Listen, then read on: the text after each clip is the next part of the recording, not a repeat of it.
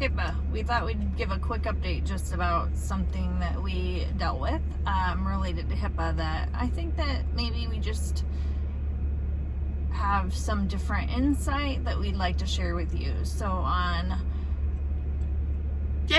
Sunday, Raimey stopped taking a medicine that had made her kind of dizzy and sick, and on Monday she went to work and was feeling dizzy, started hyperventilating, having chest pain. And so when the work called me,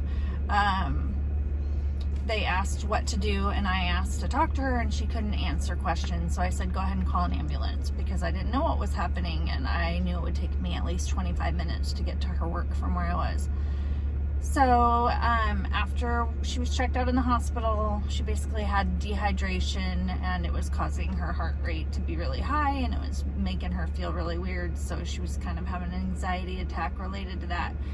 So thankfully she started feeling better, but then we got a call from her boss, who of course was concerned about her because the ambulance had come and taken her away, and he hadn't really heard what was happening or why. Well, her first thought was that she was getting fired, and he did say he didn't want anything like that to ever happen again, which I agree. I don't want that to happen again. But as we started thinking about it and looking into HIPAA a little more, we realized that unless it impacts her ability to perform her duties, she doesn't actually have to tell them anything about her health history or her condition. So we thought long and hard about it and decided that we don't want her work to be assuming that she needs to work less hours or not do as much or anything like where they're going to be panicking about her and her capabilities. And let's be honest, what kinds of things do you do at work? I do hamburgers, french fries, milkshakes. I take orders from customers. I clean the dining area.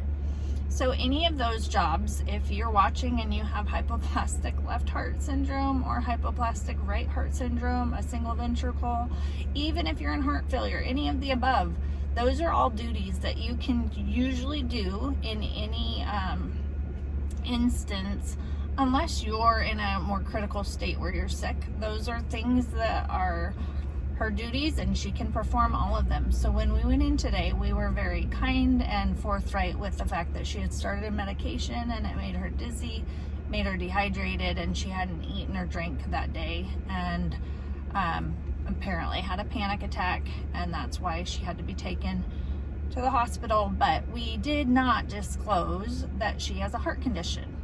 Yes, we're telling the world on here, but it impacts her employment and whether she can continue working if she's telling them what her condition is and they become too concerned to let her work. So what it boils down to is she has good stamina, she's feeling good, she wants to work, and I get to work tomorrow. Her boss, fortunately, heard us and was respectful of what we were explaining and was willing to put Raimey back on the schedule and let her work. So all that to explain, I think sometimes people feel like they need to, sing like a canary and tell everything that's happening in their life medically. But in fact, if it's not impacting your work, maybe withhold information so that they trust that you can do your job and they're not overly worried about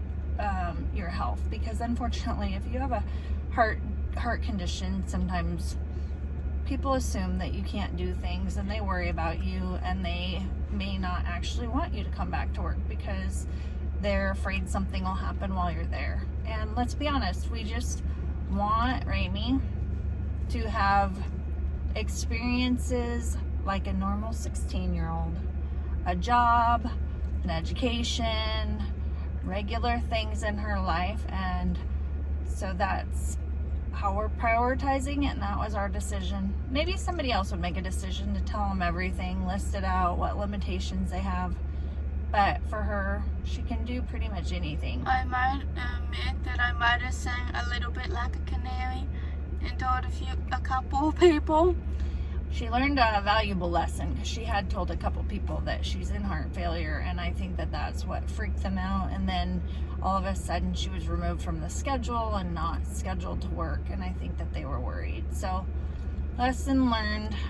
Don't sing like a canary. Yep, don't overshare your medical information. And as a positive update, she's feeling better, and we're actually aware right now.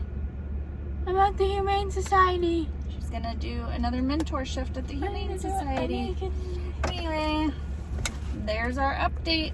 Hope all's well. Bye-bye.